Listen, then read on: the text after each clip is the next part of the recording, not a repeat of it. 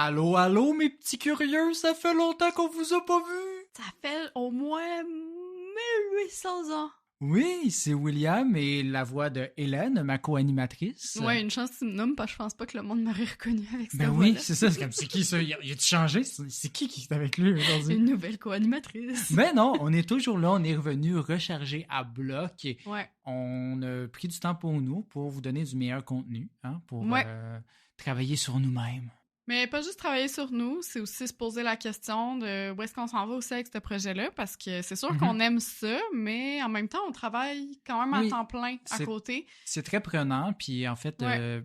pour faire un petit aparté avant de commencer l'épisode, on va continuer un peu sur le même format qu'on faisait, sauf peut-être qu'avec des saisons plus courtes pour cette saison-ci, puis sûrement qu'on va continuer comme ça à l'avenir, donc vous inquiétez pas, on va être là moins longtemps dans l'année, mais on va continuer à faire des TikTok 2 fois par semaine. Oui, c'est vrai. Ça, par contre, on s'est fortement amélioré là, sur notre fréquence de TikTok. On est maintenant présent les mardis et jeudis. Puis sinon, ben, on va être de retour une fois ou 2 semaines pour 10-15 épisodes par saison, là, probablement. C'est ça. Un mal pour un bien, mais on est de retour aujourd'hui avec un sujet fascinant, en fait 2 sujets fascinants, un peu reliés. Moi, je vais parler des hystéries collectives, un sujet un peu mystérieux pour l'instant, mais vous allez voir assez fascinant. Tandis que toi, Hélène, de quoi tu vas nous parler? Moi, je vais faire un petit retour dans le passé québécois et parler de manifestations étudiantes, mais pas juste au Québec.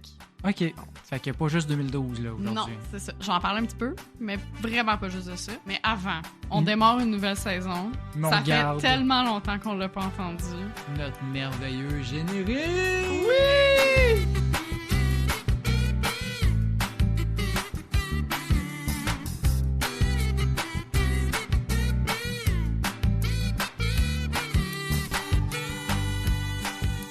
Aujourd'hui, Hélène, oui. Comme j'ai dit en début d'épisode, j'ai envie de parler d'un phénomène psychologique et social des plus fascinants nommé hystérie de masse, aussi appelé psychose collective ou encore le comportement obsessionnel collectif.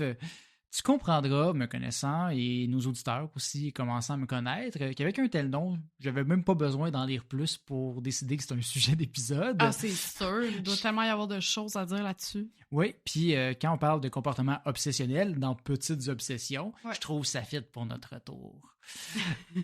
Ceci étant dit, je vous laisserai pas sans explication. C'est pas parce que j'ai décidé d'en parler sans en lire que je peux pas vous dire qu'est-ce que c'est. Vous êtes là pour ça, vous êtes là pour écouter.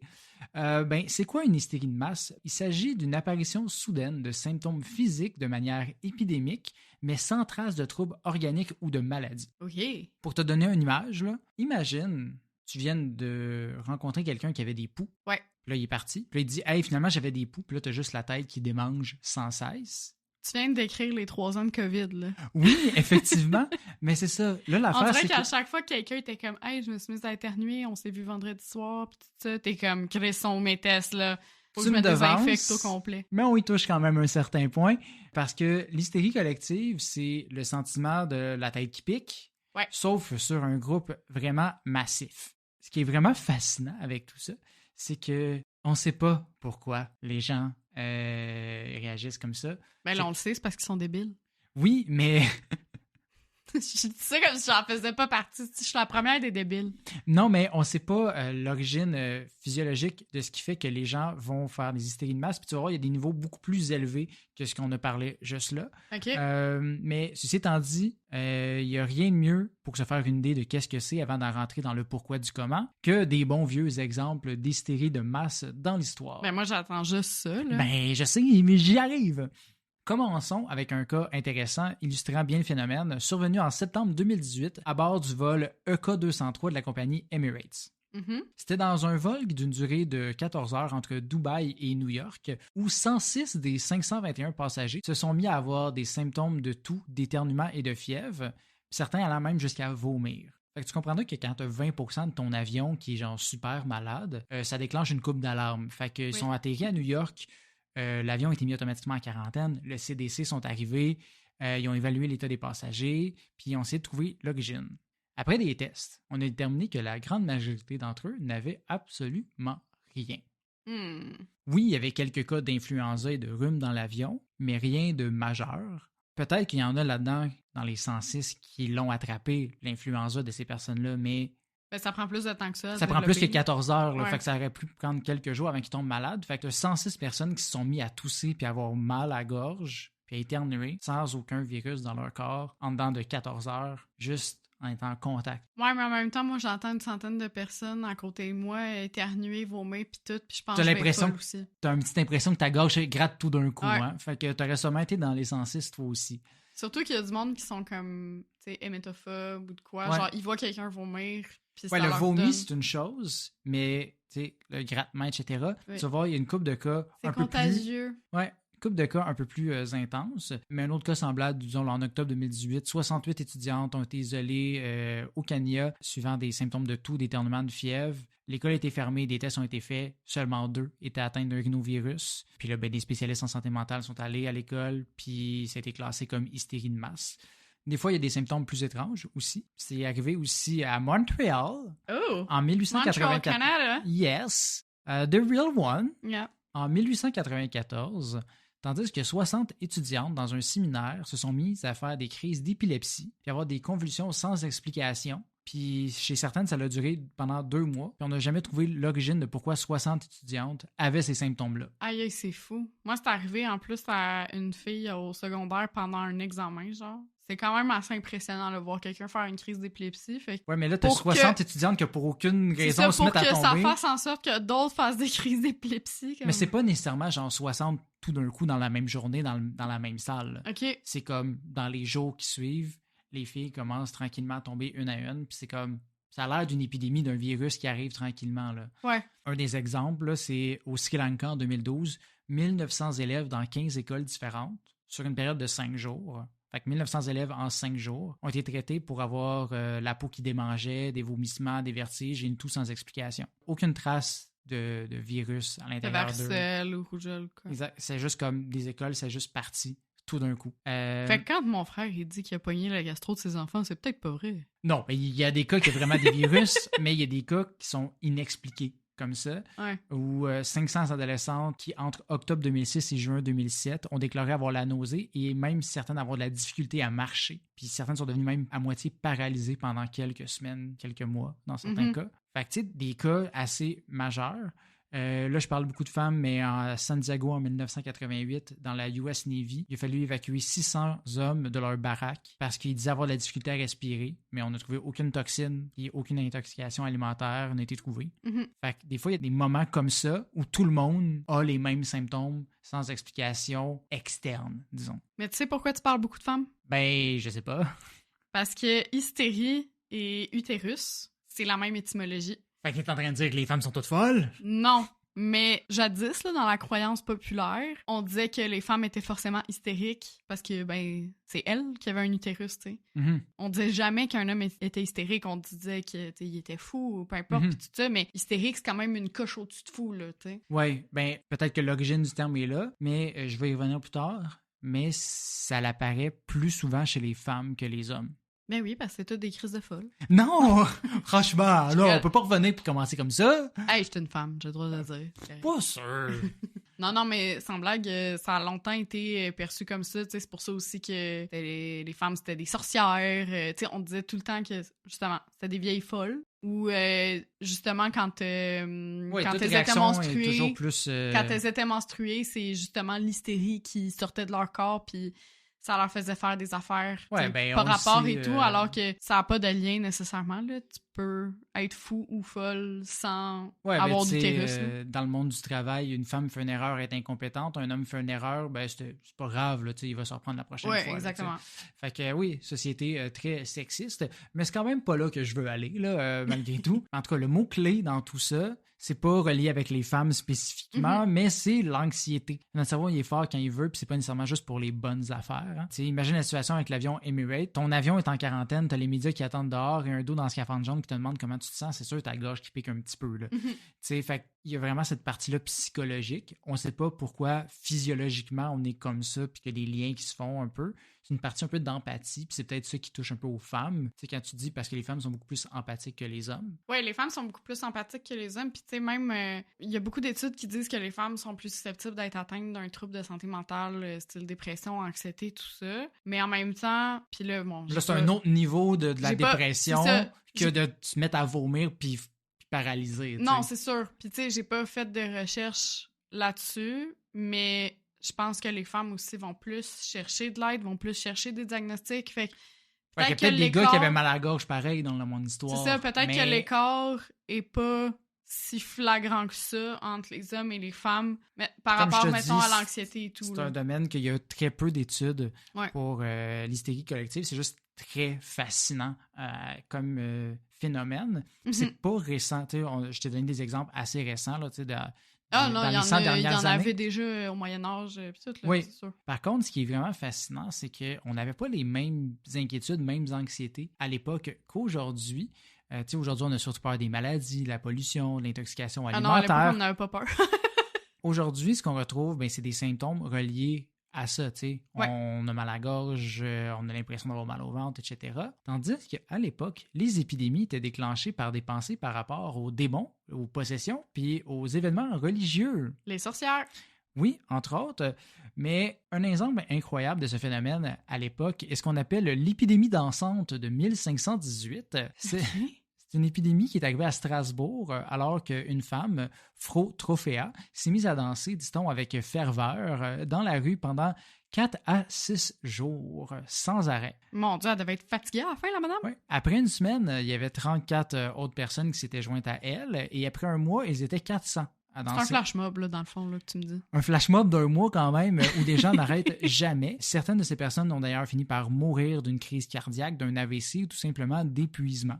Pour l'image, là, c'est pas genre des jeunes au pique-nique électronique, là. C'est plus les sans-abri au parc Émilie-Gamelin, là, qu'on parle. Là. On ignore toujours aujourd'hui pourquoi ces personnes-là dansaient, mais clairement, ils allaient pas bien, là, parce que pour cette part-là, peut-être, mais ce n'est pas le seul événement de la sorte, parce qu'il y en a eu d'autres. Des moments comme ça, on appelle ça les manies dansantes ou la danse de Saint-Guy. Je sais pas pourquoi, mais Saint-Guy est impliqué là-dedans. Il aimait bien giguer, Guy. Guy giguait pas mal, mais il y a eu des événements comme ça en Allemagne, aux Pays-Bas, en France et même au Madagascar. Après, pour le cas à Strasbourg, on est en 15-18, fait que ça n'a pas été traité médicalement comme il faut. Là. Je te dirais même un peu comme de la marde. On dit alors que ces personnes avaient un sang trop chaud. Okay. Fait que, surprenamment, ils n'ont pas eu une saignée, comme ils faisaient pour toutes les maladies à l'époque. On a plutôt opté pour essayer de les épuiser pour qu'ils finissent par arrêter. OK, c'était dans le fond un défi Big Brother, là. Mais quasiment, ils ont dit, mon Dieu, ces gens-là sont fous, ils dansent. Ben, ils ont installé une scène, puis ils ont embauché des musiciens pour les encourager à continuer à danser. Parce qu'ils se disaient, quand ils vont être fatigués, ils vont tomber. Puis on pourrait les soigner, ils vont arrêter de danser, ils vont être tannés. Mais finalement, les gens sont morts. Bravo, bonne façon de traiter la santé mentale. Bravo, les années 1500. Non, mais Jean-Thomas Jobin, c'est juste la réincarnation de cette madame-là. Oui, exactement. Mais bon, outre l'anxiété, qu'est-ce qui unit toutes ces hystéries? On constate qu'elles arrivent généralement plus dans les écoles, les hôpitaux, les lieux de travail ou les petites communautés.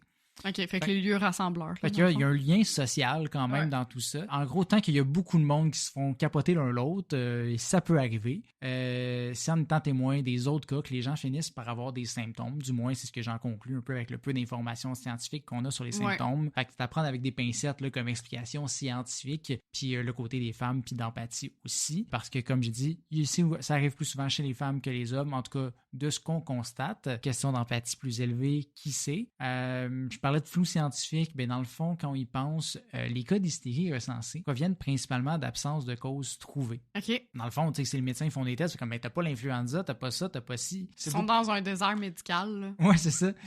C'est beaucoup plus dur de prouver ou réfuter un résultat négatif qu'un résultat positif. Oui, effectivement. Tu sais, un faux négatif versus un faux pour positif. Pour avoir un diagnostic d'exclusion, là, je peux vous dire à quel point c'est compliqué. C'est ça. Dieu sait le nombre de fois que les médecins ont pu dire que quelqu'un avait rien, mais que finalement, il y avait vraiment quelque chose, il avait juste pas regardé à bonne place ou qu'il y a des diagnostics d'exclusion. Donc, on peut pas dire à 100% que chaque cas d'hystérie qu'on a dit dans l'histoire était réellement des cas d'hystérie. Ouais. Puis, une autre partie, c'est qu'on clôt les dossiers automatiquement une fois que ça nous dit ça. Il n'y a pas de virus, c'est un cas d'hystérie. Fait que c'est classé, les experts s'en vont, on publie les résultats, puis basta. c'est difficile pour les autorités de prévenir des futurs cas parce que là, tu sais pas qu'est-ce qui a pu causer ça. On fait dire, ah non, mais les gens sont juste virés fous, laissez-les faire. Ouais. Mais pourquoi est-ce que les gens virent fous? Pourquoi est-ce qu'il y a un lien social? Pourquoi qu'on mène à ça? Les autorités, ils aiment ça, justement.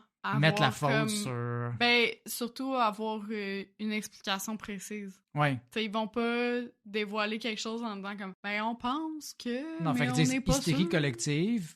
Il y a 50% de chance que ce soit ça. Tu sais, c'est comme, ça marche pas, là. Fait qu'ils disent, hystérie collective, c'est réglé là-dessus, mais il n'y a pas d'études encore sur les effets chimiques du cerveau dans un tel cas. En tout cas, j'en ai pas trouvé à date. Ceci étant dit, j'ai parlé de situations ultra étranges provenant des maladies inexpliquées, mais j'ai volontairement évité un autre type d'hystérie de masse qui pourrait peut-être nous donner un autre indice, non sur la cause chimique, mais peut-être sur les causes sociales. OK. Ça serait des hystéries que je qualifierais de visuelles. Pour illustrer le tout, voici une petite histoire. L'épidémie d'éclat de pare-brise de Seattle. OK. Tu sais, quand tu as un petit trou dans ton windshield à cause d'une roche. Ben, en avril 1954, les résidents de Seattle se sont mis à déclarer en masse des éclats dans leur pare-brise. Y a-tu une tempête de verglas, quelque chose? Ça popette partout, le monde comme, il y a un trou, ben moi aussi, comment ça, qu'est-ce qui se passe?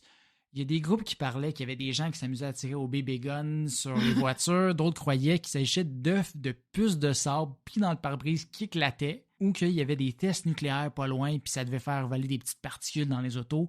Le monde capotait bien raide comme pourquoi ça l'apparaît tout d'un coup, les trous dans nos pare-brises. Ouais. Mais la cause, finalement, à rien. Des gens ont entendu parler que du monde dans leur entourage avait des trous dans leur pare-brise. Ils ont checké leur pare-brise et fait « Hey, moi aussi! » Mais il était déjà là. C'est ça. Ils l'avaient pas remarqué avant. Fait que psychologiquement, les gens se sont inventés une nouvelle crise. Fait que tu comprends mieux le syndrome physique quand tu comprends que ça peut arriver avec des trucs vraiment externes. C'est le même phénomène quand tu achètes un char, puis que soudainement, on dirait que tous les chars autour de toi, c'est la même marque. C'est un biais cognitif où tu as juste une hyper-vigilance sur quelque chose. Puis là, comme tu peux avoir une hyper-vigilance sur les symptômes physiques de ton corps, de la fatigue extrême, j'en ai tout le temps. Fait que c'est pas parce que j'ai la COVID. Là, tu sais. Au début de la COVID, on était tous comme « Ah, j'ai la gorge qui me gratte un petit peu. » Mais des fois, ça nous arrive. C'est juste que t'avais avalé ta toast de travers. T'sais. C'est ça. Mais là, du coup, plus tu penses à ça, plus il y en a d'autres cas comme ça.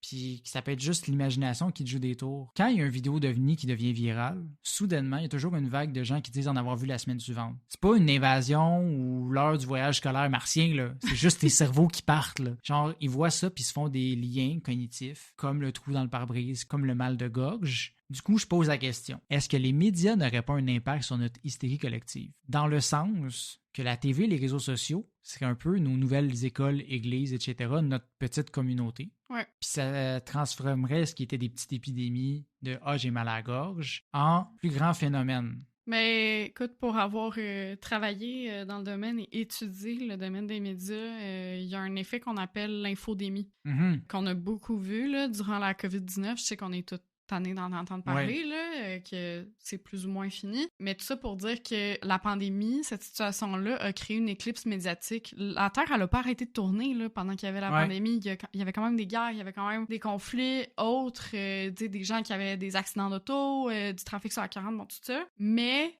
99,9%... C'était juste ça.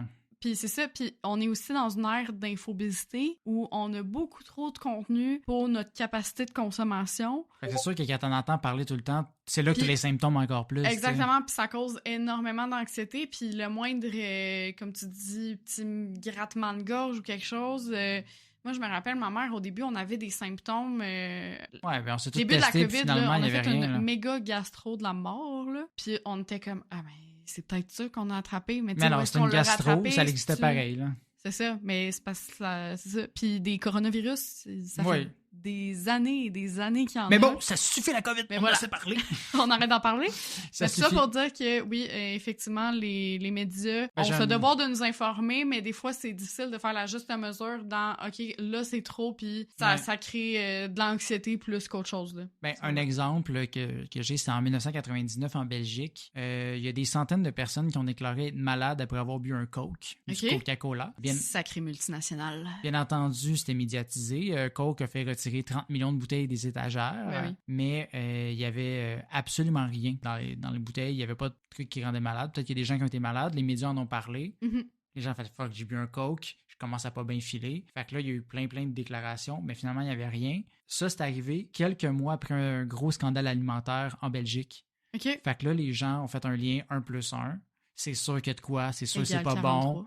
Mais sinon, ces gens-là, ils auraient bu leur coke dans leur coin puis tout aurait bien été, là, mais c'est parce qu'ils l'ont vu dans les médias. Ceci étant dit, là, je vous entends à la maison, là, je l'entends, votre petit papier d'aluminium pour faire votre chapeau conique, là, puis partir dans les conspirations. Là. Justement, je suis pas en train de dire que la COVID n'a pas existé puis que les médias essaient de nous rendre malades en inventant des maladies. Là. Non, c'est ça, il y a quand même des... Il y a des situations, puis ça se peut que quelques personnes sont tombées malades. Des épidémies de salmonelle, puis tout ça, ça existe. C'est ça. Là. C'est juste que moi, je veux vous protéger, pas contre les médias, mais contre vous-même. Mm-hmm. Plus précisément, votre anxiété. Les scientifiques savent peut-être pas encore officiellement ce qui cause les hystéries de masse au niveau social et psychique, mais l'anxiété puis le bouche à oreille, ça a l'air d'avoir un impact. Et ça, c'est un anxieux qui vous le dit. Oui. Donc, ce que je vous dis, c'est que si vous voulez pas vous mettre à faire des convulsions parce que vous avez vu une vidéo d'une fille qui en a fait après avoir mangé une toast, ou que vous voulez pas vous mettre à croire que les Illuminati viennent crever vos pneus pendant la nuit, prenez un petit pas de recul. Ouais. Utilisez votre esprit critique, respirez un bon coup, vérifiez Faites vos recherches. Vérifiez les sources. Les sources. Ouais, non, pas vos recherches sur Google, les sources. Et ça, même si c'est quelque chose que vous avez entendu sur le podcast, vérifiez. On sait jamais, on peut se tromper, on est faillible. Donc, effectivement. Posez-vous aussi des questions. C'est quoi les chances que vous soyez malade après avoir croisé Jean-Paul 5 secondes dans le couloir? Puis pour renchérir sur ce que tu dis, justement, on est faillible. Il y a déjà des abonnés qui nous ont écrit pour nous dire « Ah, mais cette information-là, c'est pas inexact, mais c'est pas tout à fait ça. » On apprécie vraiment beaucoup vos retours. Là, on fait découvre les pas. choses, on fait des recherches pour écrire là-dessus, mais on n'est pas des chercheurs on n'est pas des spécialistes de tous les domaines dont on parle, au contraire. Ça. On aime s'intéresser à tout, par contre. Ouais. C'est ça qui est le fun. Donc voilà, n'oubliez pas, votre cerveau est fort, puis peut vous rendre complètement fou. Vous voulez pas vous rendre à danser jusqu'à votre mort dans les rues de Strasbourg. Voilà, ça conclut ma partie. Ben écoute, Will, quand tu m'as partagé ton idée de sujet, je me suis demandé de quoi je pourrais bien parler. Parce que, ben, tu sais, je voulais pas parler non plus d'hystérie collective puis être susceptible de parler des mêmes affaires que toi, là, dans le fond. Ouais, tu voulais pas parler des madames hystériques puis de tout. Ben, c'est ça, tu sais, je pourrais faire une longue tirade sur l'étymologie du mot hystérie et avoir mon petit discours féministe.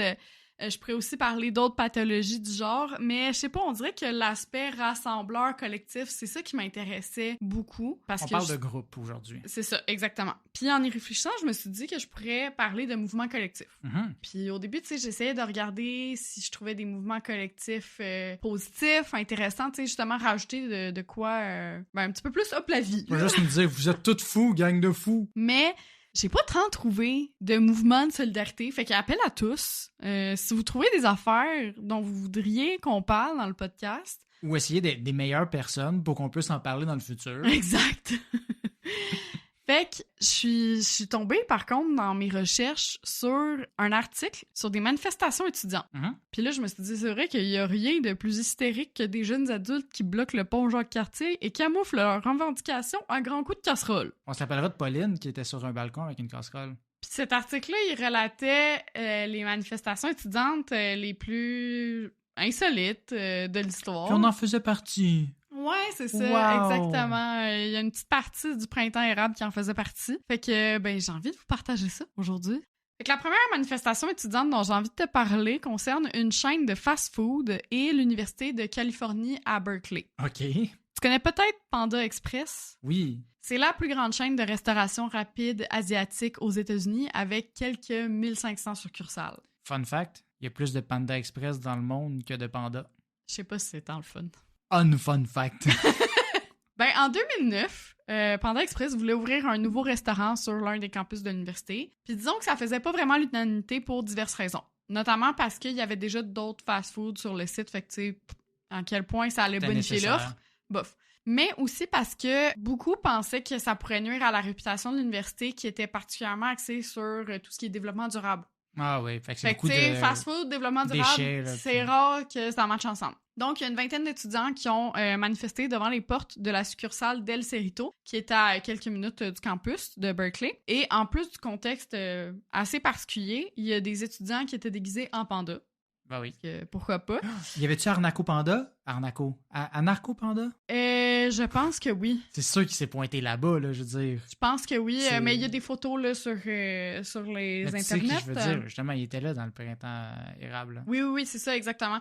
Je pense, mais il faudrait vérifier, que l'université finalement a décidé de ne pas ouvrir de Panda Express sur le campus. Mais je trouvais ça quand même bien drôle que ce soit une manifestation de mascottes. Ouais, anti-fast-food avec des mascottes. Quand même. Ça m'amusait. J'en ai déjà glissé un mot en prémisse de ma partie. Je veux évidemment pas passer à côté du fameux printemps érable. Personnellement, j'étais encore au secondaire à l'époque.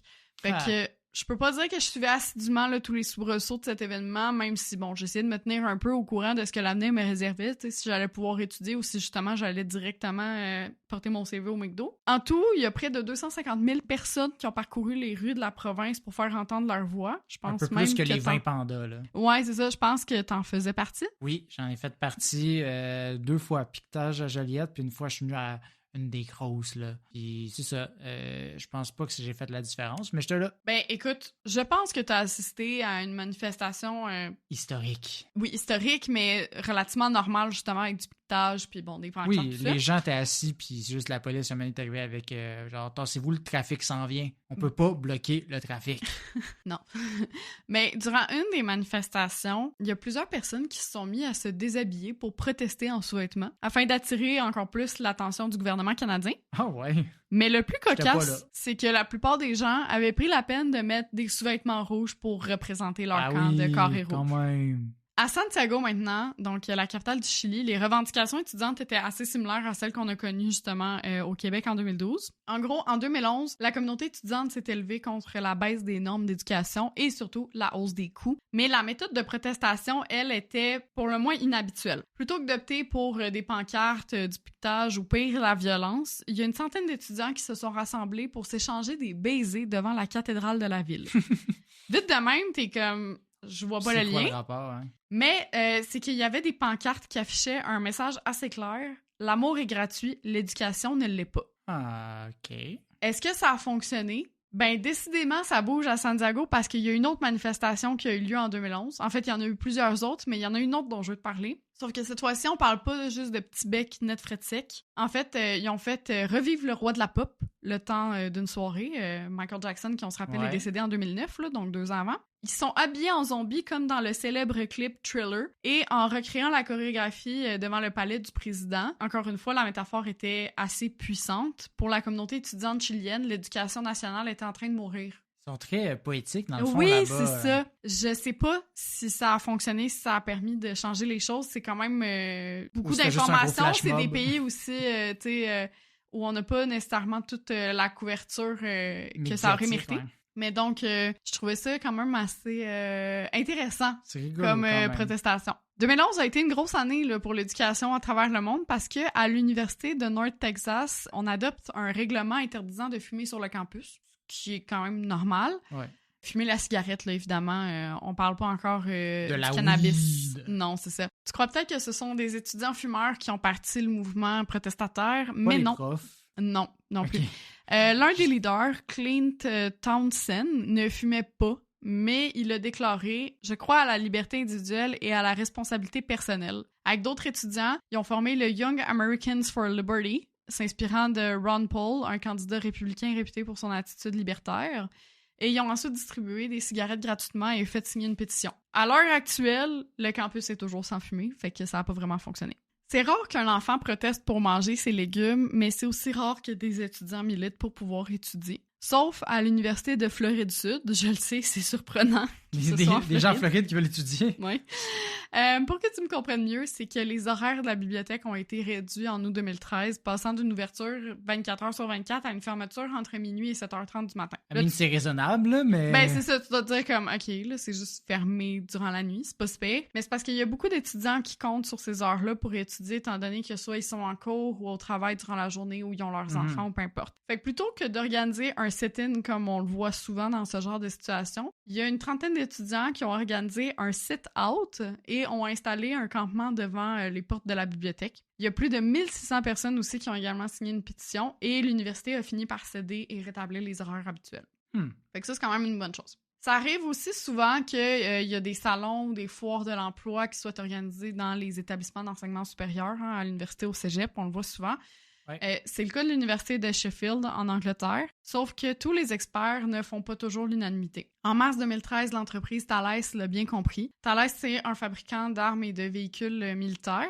Le groupe Fund Education Not War a organisé non pas un bed-in, mais un die-in, c'est-à-dire qu'ils ont fait les morts vêtus de chemise. Oui, je pense que j'avais vu ça, ouais. Ouais, vêtus de chemise imbibés de faux sang devant le kiosque de l'entreprise pour dénoncer les liens entre l'université et les sociétés d'armement responsables de la mort d'innocents à travers le monde. L'histoire ne dit pas si Thales est revenu recruter des étudiants dans cet établissement les années suivantes, mais j'en doute. Will, si je me trompe pas, t'es allé au public au secondaire. Oh oui, là, dans la qualité le pure et dure, là, Ouais. Bertievich. Ouais, ben, je sais pas c'était comment toi, vestimentairement parlant. Moi, privé, en plus de l'uniforme, c'était vraiment strict. La jupe pas plus de 2 doigts au-dessus du genou. Pas de maquillage autorisé avant secondaire 4. Les ongles pouvaient être vernis, mais seulement d'une couleur neutre, fait que, genre, transparent. Puis Moi, je pense que, à part des têtes de mort, des fuck you puis des briquettes de spaghetti, il n'y a pas grand-chose, là. Ben, la communauté étudiante de l'université de Kaposvár en Hongrie a connu un changement drastique à son code vestimentaire en 2013.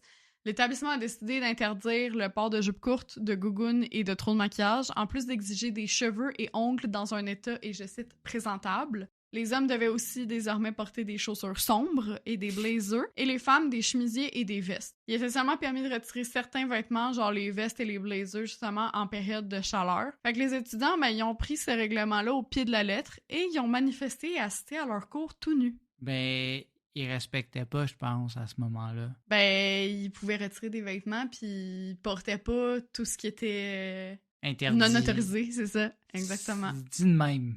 J'ai pas été capable de trouver l'issue de cette histoire, mais je Alors? pense qu'ils ont été un petit peu moins sévères avec le code vestimentaire. Ou ils ont rajouté « Soyez pas tout nus », un des deux. Exactement.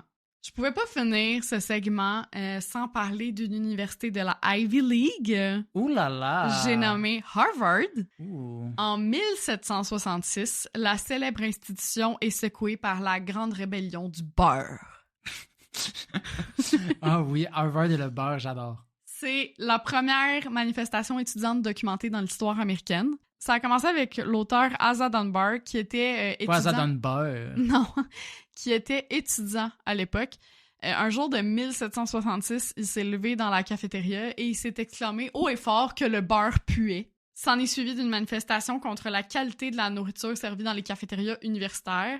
Et Harvard a suspendu la moitié des étudiants, mais ça n'a pas vraiment fait grand-chose. Au final, les responsables de la manifestation se sont excusés au conseil de surveillance, puis l'affaire a été réglée de même. Mais le beurre puait-tu pour vrai? Y avait-tu un problème de beurre? Y avait-tu une intoxication alimentaire dans cette histoire-là? Écoute, j'ai l'impression que les grandes instances ont voulu taire ça si jamais il y avait des problèmes caché de les qualité. secrets du beurre. Mais tu sais, en même temps, 1766, ça m'étonnerait pas que la chaîne de froid ait pas été respectée totalement. Ça se peut fortement, effectivement.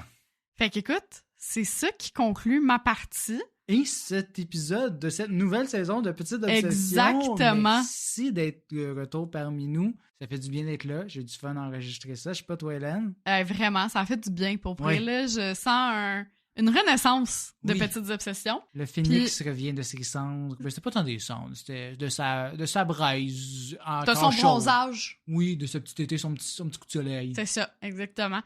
Si vous avez envie de poursuivre le plaisir, vous pouvez vous abonner, écouter nos autres épisodes. On est sur Spotify, YouTube, Apple Podcast. Mais vous pouvez également nous suivre pour plus de contenu sur Instagram, TikTok et Facebook. Puis qui sait où est-ce qu'on sera la semaine prochaine? On va être partout tout le temps, on sait pas. Tous les réseaux, on essaie d'être là. Threads, on a de la misère. Mais en tout cas, suivez-nous, on a du fun. Bonne journée! On se voit dans 2 semaines. Bye.